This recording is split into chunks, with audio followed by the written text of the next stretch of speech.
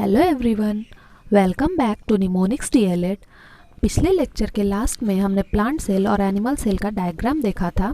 तो आप लोग डायग्राम की प्रैक्टिस अच्छे से कर लीजिएगा, क्योंकि एग्जाम में कभी कभी पूछ देता है। और प्लांट सेल और एनिमल सेल के कुछ पार्ट्स भी होते हैं जिन्हें कोशिकांग कहते हैं। तो आज हम इस लेक्चर में उन कोशिकांग एवं उनके कार्यों की चर्चा करने वाले हैं। ठीक है, तो सबसे पहले हम जान लेते हैं कि जो कोशिकांग होते हैं यानी कि सेल ऑर्गेनल्स जो होते हैं वो होते क्या हैं। तो यहाँ पे वर्ड से ही क्लियर हो जा रहा है। अगर आपको ऐसे समझ में नहीं आ रहा है तो आप ऐसे समझ सकते हैं, कोशिका प्लस अंग इक्वल टू हमारा हो जाएगा कोशिकांग, यानी कि कोशिका के अंग। तो कोशिका के अंगों को कोशिकांग कहते हैं। ठीक है, क्या कहते हैं? कोशिका के अंगों को कोशिकांग कहते हैं। अब यहाँ पे कुछ इम्पॉर्टेंट कोशिकांग के बारे में हम चर्चा करने वाले हैं। तो इनमें से ज़्यादातर कोशिकांग तो प्लांट सेल और एनिमल सेल दोनों में पाए जाते हैं, लेकिन जो कुछ कोशिकांग हैं वो किसी एक में पाया जाता है और किसी एक में एब्सेंट होता है। तो आइए यहाँ पे देख लेते हैं हम। केंद्रक यानी न्यूक्लियस, कोशिका झिल्ली यानी सेल मेम्ब्रेन, कोशिका भित्ति यानी सेल वॉल, अंतःप्रद्रव्यीय जालिका एंडोप्लाज्मिक रेटिकुलम, माइटोकॉन्ड्रिया, गाल्जी काय। तो गाल्जी काय को गाल्जी उपकरण, Golgi apparatus, Golgi complex, Golgi body किसी भी नाम से जानते हैं। राइबोसोम्स, लाइसोसोम्स, हरित लवक यानी क्लोरोप्लास्ट, तारक काय यानी सेंट्रोसोम। तो अब हम इन सब टॉपिक्स पे चर्चा करने वाले हैं। तो आइए देखते हैं सबसे पहले केंद्रक। केंद्रक यानी जो न्यूक्लियस होता है वो कोशिका का मोस्ट इम्पॉर्टेंट पार्ट होता है। कोशिका को ये क्या करता है? केंद्रक नियंत्रित करने का कार्य करता है तथा कोशिका के अंदर कार्य संचालन या हम कह सकते हैं कि पदार्थों का संचालन करता है। अब यहाँ पे नोट देख लीजिए, केंद्रक के अंदर एक डीएनए पाया जाता है। तो हमारा ये मान लीजिए केंद्रक हो गया, और इसमें ये होता है, ये केंद्रिका होता है, और इसमें एक एसिड इस टाइप का संरचना पाया जाता है जिसे कहते हैं डीएनए। ठीक है, तो इसे हम डीएनए कहते हैं। और डीएनए का फुल फॉर्म क्या होता है? D oxy ribo nucleic acid, D oxy ribo nucleic acid. ठीक है, अब नेक्स्ट हम बात करते हैं कोशिका झिल्ली यानी सेल मेम्ब्रेन की। तो जो कोशिका झिल्ली होती है ये भी दोनों में पाई जाती है। जो केंद्रक था ये भी प्लांट सेल और एनिमल सेल दोनों में पाया जाता है। और क्या करता है? कोशिका को नियंत्रित करने का कार्य करता है और पदार्थों का संचालन करता है कोशिका के अंदर। जो कोशिका झिल्ली होती है यह एक अर्धपारगम्य झिल्ली होती है। क्या होती है? अर्धपारगम्य झिल्ली होती है जिससे कुछ पदार्थ होकर गुजरते हैं। अब हम बात करते हैं कोशिका भित्ति यानी सेल वॉल की। तो कोशिका झिल्ली तो अर्धपारगम्य होती है, जो कोशिका भित्ति होती है वो पारगम्य होती है। और यह जो है कोशिका को सूखने से बचाती है। किससे बचाती है? सूखने से। और जो कोशिका भित्ति होती है वो सिर्फ वो सिर्फ प्लांट सेल में पाई जाती है। एनिमल सेल में ये एब्सेंट होती है। ठीक है, यहाँ पे हम बात करते हैं अंतःप्रद्रव्यीय जालिका। तो जो अंतःप्रद्रव्यीय जालिका यानी एंडोप्लाज्मिक रेटिकुलम जो है उसकी खोज सन 1897 में गार्नियर नामक वैज्ञानिक ने की थी। और इसका जो मुख्य कार्य है वो होता है पदार्थों का परिवहन करना। अंतःप्रद्रव्यीय जालिका का जो मुख्य कार्य होता है वो होता है पदार्थों का परिवहन करना। नेक्स्ट हम बात करते हैं माइटोकॉन्ड्रिया की। तो माइटोकॉन्ड्रिया की खोज जो है वो रॉबर्ट अल्टमैन ने सन 1890 में की थी। किसने? रॉबर्ट अल्टमैन नामक वैज्ञानिक ने माइटोकॉन्ड्रिया की खोज सन 1890 में की थी। और माइटोकॉन्ड्रिया को कोशिका का पावर हाउस कहते हैं। अब माइटोकॉन्ड्रिया को कोशिका का पावर हाउस क्यों कहते हैं? तो यहाँ पे देख लीजिए, इसका जो कार्य होता है वो माइटोकॉन्ड्रिया जो है वो प्रत्येक अंग तक ऊर्जा को पहुँचाने का कार्य करती है, जिससे माइटोकॉन्ड्रिया को कोशिका का पावर हाउस कहते हैं। तो अगर आपसे क्वेश्चन पूछ दे कि कोशिका का पावर हाउस किसे कहते हैं, तो आप आंसर में लिख सकते हैं कि कोशिका का पावर हाउस माइटोकॉन्ड्रिया को कहते हैं। और कोशिका का पावर हाउस यानी ऊर्जा गृह क्यों कहा जाता है माइटोकॉन्ड्रिया को? तो इसका जो कार्य होता है वो प्रत्येक अंग तक ऊर्जा पहुंचाना होता है। ठीक है, इसका एक और मेन कार्य होता है, ये क्या माइटोकॉन्ड्रिया क्या करता है, श्वसन में आवश्यक होता है, ठीक है। ये एटीपी का निर्माण करता है। तो एटीपी का फुल फॉर्म देख लेते हैं, एडेनोसिन ट्राई फॉस्फेट। क्या होता है, एडेनोसिन ट्राई फॉस्फेट, एटीपी का निर्माण करता है। अब हम देखते हैं गाल्जी काय यानी गोल्गी बॉडी। तो गाल्जी काय की जो खोज है वो फैमिलो गाल्जी ने सन 1857 में किया था, और इन्होंने इसकी खोज करके और इसका नाम अपने ही नाम पे रख दिया, फैमिलो गाल्जी, और इन्होंने इसका नाम रख दिया गाल्जी काय, ठीक है। अब अगर आपसे पूछ दे कि प्रोटीन की फैक्ट्री किसे कहते हैं, तो जो राइबोसोम होता है उसे क्या कहते हैं, प्रोटीन की फैक्ट्री। राइबोसोम को क्या कहते हैं, प्रोटीन की फैक्ट्री, ठीक है।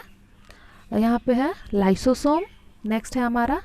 तो लाइसोसोम को आत्महत्या की थैली या आत्मघाती थैली कहते हैं, ठीक है। लाइसोसोम को आत्महत्या की थैली या आत्मघाती थैली कहते हैं, जिसे सुसाइड बैग्स के नाम से जानते हैं। हरित लवक यानी क्लोरोप्लास्ट। तो जो हरित लवक है वो सिर्फ प्लांट सेल में पाया जाता है, एनिमल सेल में ये एब्सेंट होता है, और यहीं पर जो है प्रकाश संश्लेषण की क्रिया होती है। और प्रकाश संश्लेषण यानी कि फोटोसिंथेसिस, प्रकाश संश्लेषण वो क्रिया होती है जिसमें पौधे सूर्य की उपस्थिति में अपना भोजन बनाते हैं, ठीक है। प्रकाश संश्लेषण की क्रिया में पौधे सूर्य के प्रकाश की उपस्थिति में अपना भोजन बनाते हैं। नेक्स्ट हम देखते हैं तारक काय। ये जो है ये एनिमल सेल में प्रेजेंट होती है और प्लांट सेल में एब्सेंट होती है। तो तारक काय को यहाँ पे देखिए, ये एक तारानुमा रचना होती है। तो आपने डायग्राम में देखा होगा इस टाइप का एक स्ट्रक्चर, ठीक है, जिसे तारक काय कहते हैं। तो यह एक तारानुमा रचना होती है और ये सिर्फ एनिमल सेल में पाई जाती है, ठीक है। तो यहाँ पे लगभग सभी इम्पॉर्टेंट कोशिकांगों को हमने देख लिया है, और जो सेल मेम्ब्रेन यानी कोशिका झिल्ली होती है वो लिपिड तथा प्रोटीन की बनी होती है। तो अगर आपसे क्वेश्चन पूछ दे कि जो कोशिका झिल्ली होती है वो किसकी बनी होती है, तो वो लिपिड तथा प्रोटीन की बनी होती है, ठीक है, कोशिका झिल्ली। और जो कोशिका भित्ति होती है यानी जो सेल वॉल होती है वो हमारी सेल्यूलोज की बनी होती है, ठीक है, वो जो है सेल्यूलोज की बनी होती है। तो ये मोस्ट इम्पॉर्टेंट क्वेश्चन है, अक्सर पूछ देता है कि कोशिका भित्ति किसकी बनी होती है या कोशिका झिल्ली किसकी बनी होती है। तो अगर आपसे पूछ दे तो आप ये लिखेंगे, ठीक है। नेक्स्ट हम बात करते हैं कोशिका के प्रकार की। कोशिकांग तो कंप्लीट हो गया हमारे। अब हम बात करते हैं कोशिका के प्रकार यानी टाइप्स ऑफ सेल की। तो कोशिका जो है वो दो प्रकार की होती है, प्रोकैरियोटिक कोशिका और यूकैरियोटिक कोशिका। तो जो प्रोकैरियोटिक कोशिका है वो होती है हमारी अल्प विकसित कोशिका होती है, ठीक है। जो प्रोकैरियोटिक कोशिका है वो अल्प विकसित कोशिका होती है, जो यूकैरियोटिक कोशिका है वो विकसित कोशिका होती है, ठीक है। और जो प्रोकैरियोटिक कोशिका है उसमें हमारे आ जाएंगे ये जो है सिर्फ जीवाणु, विषाणु, इन सब में पाई जाती है, ठीक है। और इसमें जो है 70S राइबोसोम पाया जाता है, जिसे आत्महत्या की 70S राइबोसोम पाया जाता है जिसे प्रोटीन का फैक्ट्री कहते हैं, ठीक है, जिसे प्रोटीन की फैक्ट्री कहते हैं राइबोसोम को। और जो ये यूकैरियोटिक कोशिका है इसमें ये जो है जंतुओं एवं पौधों में पाया जाता है। और इसमें जो है 80S राइबोसोम होता है, ठीक है। प्रोकैरियोटिक में 70S पाया जाता है राइबोसोम, यूकैरियोटिक में 80S पाया जाता है। प्रोकैरियोटिक कोशिका अल्प विकसित होती है, यूकैरियोटिक कोशिका विकसित होती है। प्रोकैरियोटिक कोशिका जो है जीवाणु विषाणु इन सब में पाई जाती है और यूकैरियोटिक कोशिका जो है जंतुओं पौधों इन सब में पाई जाती है। ठीक है, तो नेक्स्ट हम देखेंगे प्रोकैरियोटिक कोशिका और यूकैरियोटिक कोशिका के अंतर के बारे में। तो जो प्रोकैरियोटिक कोशिका है वो अल्प विकसित कोशिका होती है, मैंने पहले आपको बताया है, और जो यूकैरियोटिक कोशिका है वो विकसित कोशिका होती है। इनका आकार प्रायः छोटा होता है। जो प्रोकैरियोटिक कोशिका है उनका आकार प्रायः छोटा होता है और यूकैरियोटिक कोशिका का आकार बड़ा होता है। क्लोरोप्लास्ट यानी जो हरित लवक है वो प्रोकैरियोटिक कोशिका में नहीं पाया जाता है और यूकैरियोटिक कोशिका में क्लोरोप्लास्ट पाया जाता है। केंद्रक यानी न्यूक्लियस नहीं पाया जाता है या फिर अल्प विकसित होता है। तो इसमें जो है केंद्रक या तो होगा ही नहीं या फिर अगर पाया भी जाएगा तो अल्प विकसित पाया जाएगा। और यूकैरियोटिक कोशिका में केंद्रक पाया जाता है। अब इसमें जो है प्रोकैरियोटिक कोशिका में केंद्रक झिल्ली अनुपस्थित होती है। केंद्रक झिल्ली यानी जो केंद्रक होता है वो भी एक पतले आवरण से घिरा होता है जिसे हम केंद्रक झिल्ली के नाम से जानते हैं। तो जब इसमें केंद्रक ही नहीं होगा तो केंद्रक झिल्ली भी नहीं होगी। और इसमें जो है यूकैरियोटिक कोशिका में केंद्रक पाया जाता है तो इसमें केंद्रक झिल्ली भी उपस्थित होती है यानी न्यूक्लियर मेम्ब्रेन। ठीक है, इसमें जो है केवल एक क्रोमोसोम पाया जाता है। क्रोमोसोम यानी कि गुणसूत्र, मैं आगे आपको बता रही हूँ। और जो यूकैरियोटिक कोशिका है उसमें एक से अधिक क्रोमोसोम पाए जाते हैं।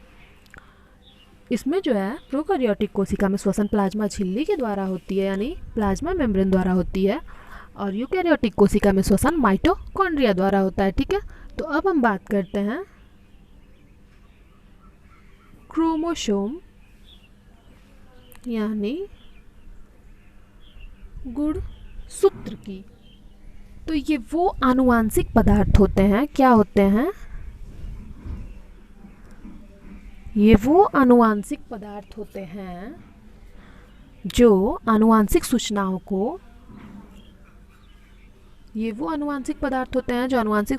को एक जनरेशन से दूसरे जनरेशन तक पहुंचाने का कार्य करते हैं। ठीक है, और कभी कभी मल्टीपल चॉइस में क्वेश्चन पूछ देता है कि मानव शरीर में क्रोमोसोम के कितने जोड़े पाए जाते हैं। तो हो जाएगा हमारा मनुष्य के शरीर में क्रोमोसोम के यानी गुणसूत्र के 23 जोड़े पाए जाते हैं। और अगर टोटल क्रोमोसोम्स की संख्या पूछते तो वो हमारा हो जाएगा 46। ठीक है, अगर जोड़े पूछे तो 23 और अगर टोटल पूछे तो 46। ठीक है, ये तो हो गया हमारा क्रोमोसोम। ठीक है, तो हमने टोटल कोशिका पढ़ लिया। ठीक है, तो अगर आपको वीडियो पसंद आए तो वीडियो को लाइक करें, शेयर करें और अभी तक आपने चैनल को सब्सक्राइब नहीं किया है तो फटाफट से चैनल को सब्सक्राइब करें। Thank you.